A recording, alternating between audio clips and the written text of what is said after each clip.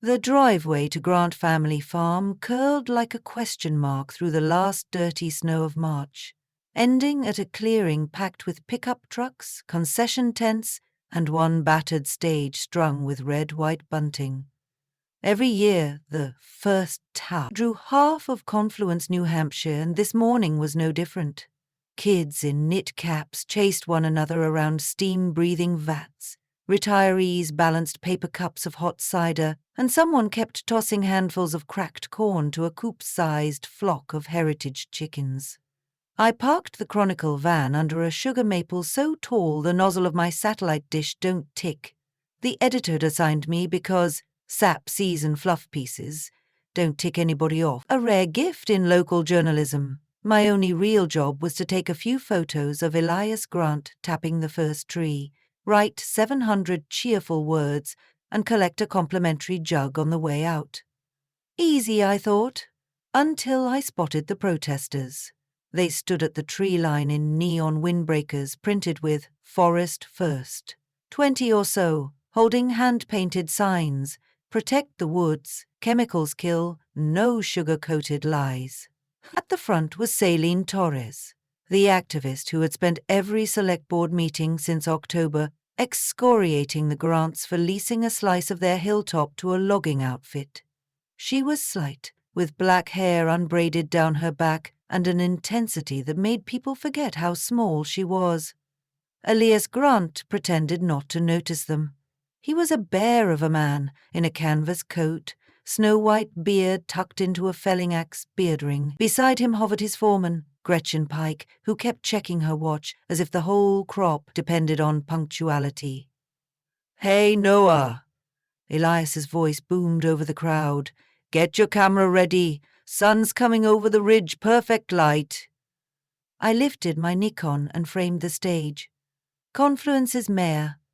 A junior college math professor pressed into ceremonial service, rambled through a speech about the ancient alchemy of sap to syrup. Children grew antsy, even I grew antsy.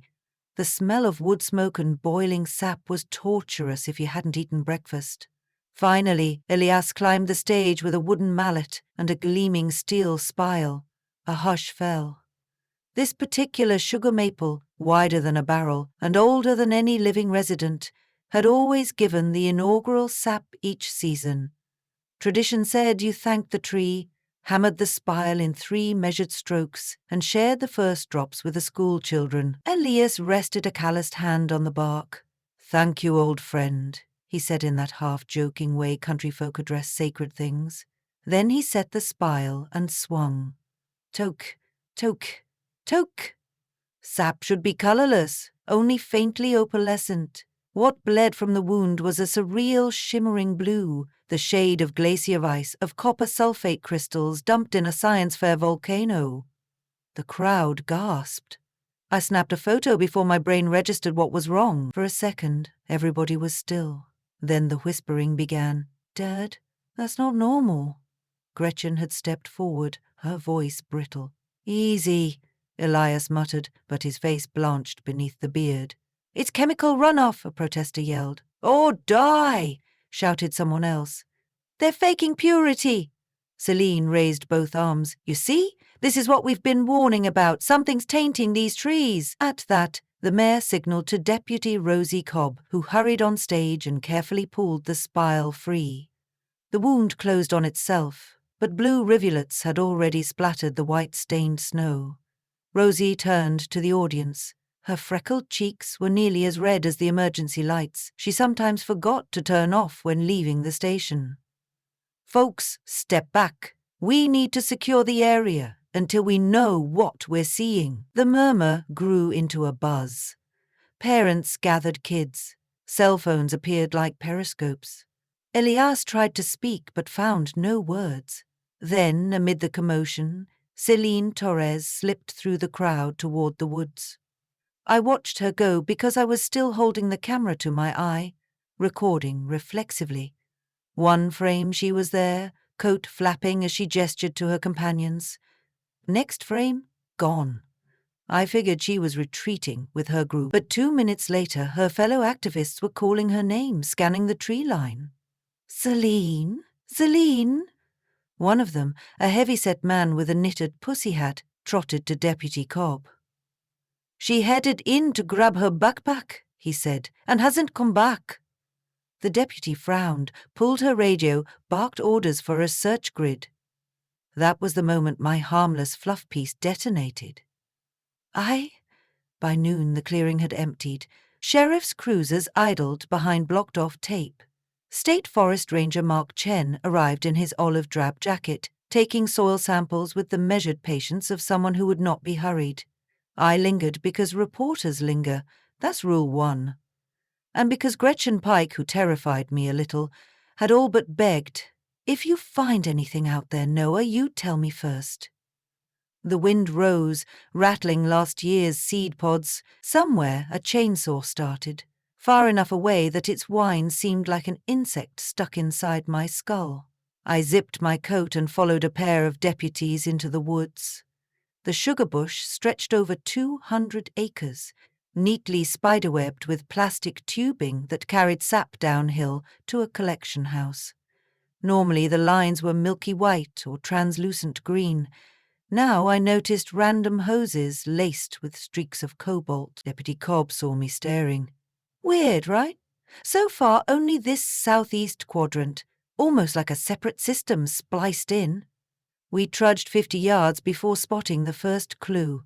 A cut length of vinyl hose, abandoned in the duff, stained bright blue inside. 10 yards beyond that lay a broken plastic barrel half hidden by brush. The pungent metallic smell wafting from it made my nose sting. Mark Chen unscrewed his sample kit. "Food-grade dye, I'm guessing," he said. "Probably acceptable in pastries, but not in trees." Deputy Cobb exhaled through her teeth. "Any chance the dye's natural, and the tree drew it up from contaminated groundwater?" Mark shook his head. "Sodium copper chlorophyllin doesn't seep in by accident. Somebody pumped it." Gretchen joined us, breathing hard. "My father thinks we've been sabotaged." I almost asked if she suspected Forest first, but stopped when I saw her eyes. She stared past me at the endless ranks of maples, her jaw clenched. "I ran these lines last week," she whispered. "Everything was normal." Aye, Celine still hadn't been found by dusk. Searchers combed the property, calling her name until it grew absurd, the syllables of C-line melting into the whir of generators powering floodlights. Her fellow activists took turns insisting the Grants had abducted her. Ilias's farmhands snarled right back. It looked dangerously close to a brawl when Mark Chen fired a single flare skyward and commanded silence like a drill sergeant.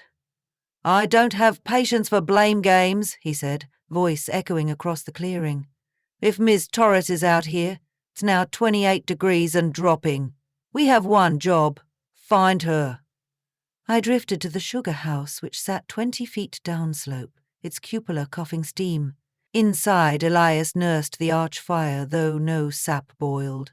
He said the warmth kept his arthritic hands limber. I suspected he needed distraction. "Your tree's a landmark," I said carefully. "Who'd want to humiliate you publicly?" He shrugged. "These protests, they're noisy but mostly talk. Celine, He stopped, tapped ash from his pipe. "She grew up here. Used to sell lemonade on tap-off day. I'm furious at her cause, sure, but it ain't like her to The door banged open. Gretchen stuck her head in. "Dad, the reporter just asked a decent question. You should answer." "Which one?" I said. Gretchen stepped inside, shoulders squared.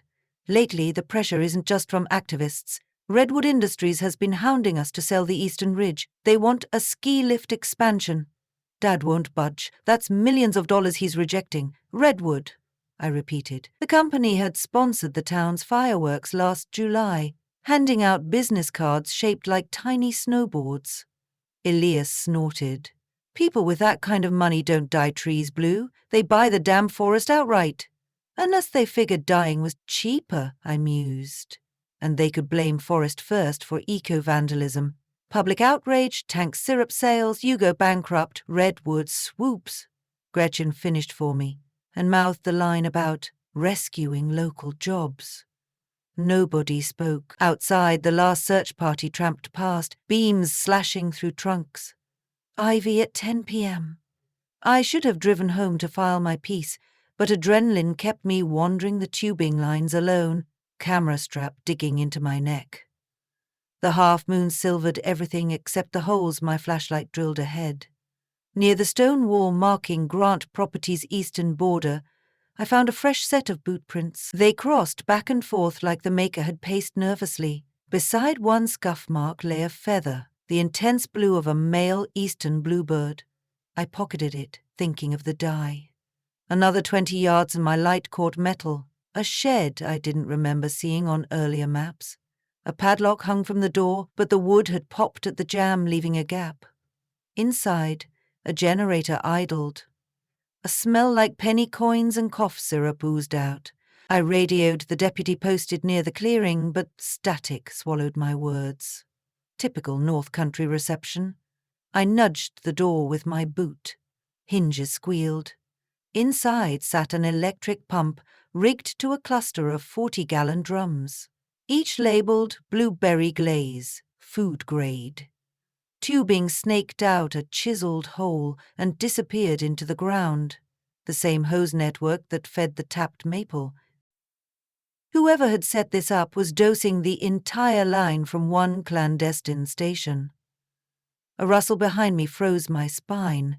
I turned, camera swinging, and caught a silhouette haloed by moonlight. A tall man in a black insulated suit, ski goggles pushed to his forehead. In his gloved hand glinted a revolver. "Drop it," he said calmly. I raised my hands, the camera dangling. "I'm just media." "Exactly why you're a problem." He motioned me forward into the shed. "Inside. Now." The generator's drone swallowed softer noises. He closed the door and wedged a board across it.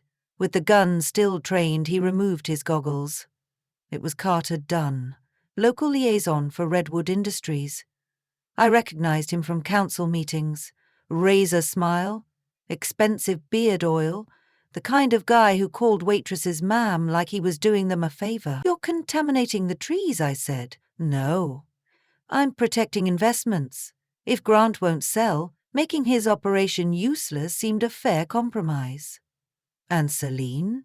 His jaw tightened. "She stumbled onto the station before the ceremony, threatened to expose me. I improvised." That word chilled me worse than the night air. "Where is she?" "She'll keep until morning. Long enough for headlines to blame your protest friends." He gestured deeper into the shed. "But you and that camera? Unacceptable variables." I swallowed. Behind him, the tubing junction gurgled softly, feeding blue fluid out into the darkness. I needed leverage, literally. "Look," I said, nodding toward the pump. "Pressure's dropping." He half turned. That sliver of distraction was enough. I swung the camera like a flail, smashing the lens into his temple. He cursed. The revolver barked. A hole blew through the ceiling plank. I tackled him. The generator rocked, fuel sloshing. We grappled. He was stronger, but adrenaline does odd favors. I jammed my thumb into his eye. He yowled, flailing. The gun skittered across concrete. I dove, missed, rolled. Carter launched after me, but in doing so yanked a coil of tubing. The hose tore free, geyser-ing blue dye into his face. He sputtered, blinded. I seized the revolver, scrambled outside, and ran. The forest erupted with my ragged breaths, and Carter's shouted curses. I found Ranger Chen first, he and 2 deputies quartering the slope with floodlamps. My adrenaline-fried account tumbled out in disjointed fragments. Within minutes, a squad stormed the shed and emerged with Carter cuffed and coughing, streaks of cobalt snot. Celine was the next priority. Carter, stewing in the back of a cruiser, eventually spat coordinates. An abandoned root cellar south of the sugar house. He had forced her inside and padlocked the hatch. We reached it at 2:12. Ice glazed the wooden door. Deputies split the chain with bolt cutters. A curl of cold, damp air rolled up. Flashlights found Celine sitting against the stone wall, wrists taped, lips nearly blue but alive. "About time," she rasped. The bravado couldn't hide her trembling. They wrapped her in blankets and hustled her to an ambulance. Before the doors closed, she caught my sleeve. "Photo," she whispered. I understood. I snapped one frame, her swaddled, streak of blue dye drying on her cheek like war paint, evidence carved in pixels. Vi. Dawn dragged fire across the ridge. Media vans from Boston crowded the access road. Ironic, considering how little interest they'd shown in rural syrup rituals 24 hours earlier. Sheriff's deputies erected a podium from 2 sap barrels. They paraded Carter Dunn in chains, read a litany of charges. Felony contamination, kidnapping, reckless endangerment, violation of environmental statutes. Every camera rolled. While microphones jabbed at officials, I wandered back to the blue-bled maple. Someone, Mark Chen, I guessed, had bored a new hole 1 foot away. Clear sap dripped into a bucket, pure as moonlight, refusing to let last night's horror rewrite centuries of biology. Gretchen approached, cradling a steel spile scrubbed spotless. "Dad wants a do-overs," she said. "Reporters can watch or not. He doesn't care." Elias, face drawn but resolute, lifted the mallet. Sunlight flashed off the spile. He tapped. "Talk, talk, talk." Clear drops pattered. Children applauded because children believe some rituals still work. I did too. My article ran front page under the headline, "Blue Sap Missing Activist," and a scheme to steal the sugar bush. The Chronicle's ad manager complained the word scheme was biased. The editor told him to go chew bark. Photos I'd taken, the blue spurt, the secret pump, Celine's rescue, got syndicated statewide. Redwood Industries issued a statement disavowing Carter Dunn, labeling him a rogue contractor. Nobody bought it. Their stock slumped 6% before lunch. Confluence's select board convened an emergency session and froze all Redwood permits pending federal investigation. Celine spent 2 nights in hospital, observation. On the 3rd morning she asked to visit the farm. I drove her there. Nurses insisted she wear an oxygen sat monitor. She hid it under her sleeve, like a contraband bracelet. Elias met her beneath the still-taped maple. Wordlessly they hugged, the kind of embrace stiff at first, then melting, forgiving. When they broke apart, she said, "I'd like to help audit your operation. Independent certification, prove. No chemicals but the kind we can drink on pancakes." Elias chuckled. "Long as you don't turn my tubing rainbow next year." She actually smiled. "Depends how well you listen." They walked off discussing sustainable forestry. I snapped one last picture, then tucked the camera away. My editor would want more copy, but some things don't belong to newspapers. 8 mud season lingered into April. The Grant's evaporator roared night and day, turning thousands of gallons of honest sap into amber. On the final boil, Celine arrived with a mason jar. Inside sloshed a sample of dye-free syrup drawn from the very tree that bled blue. We gathered, the crew, activists, deputies, even Mark Chen in the steam-heavy sugar house. No speeches, no bunting, just the drip of sap and the hiss of wood fire. Celine poured a ribbon of syrup onto a plate of snow. It curled into a toffee spiral. We each pinched a piece, tossed it in our mouths. It tasted like smoke and sunlight and the stubbornness of trees that keep their own time. Nobody cheered. Instead, we chewed silently, aware that not every battle ends with blue fireworks and front-page villains.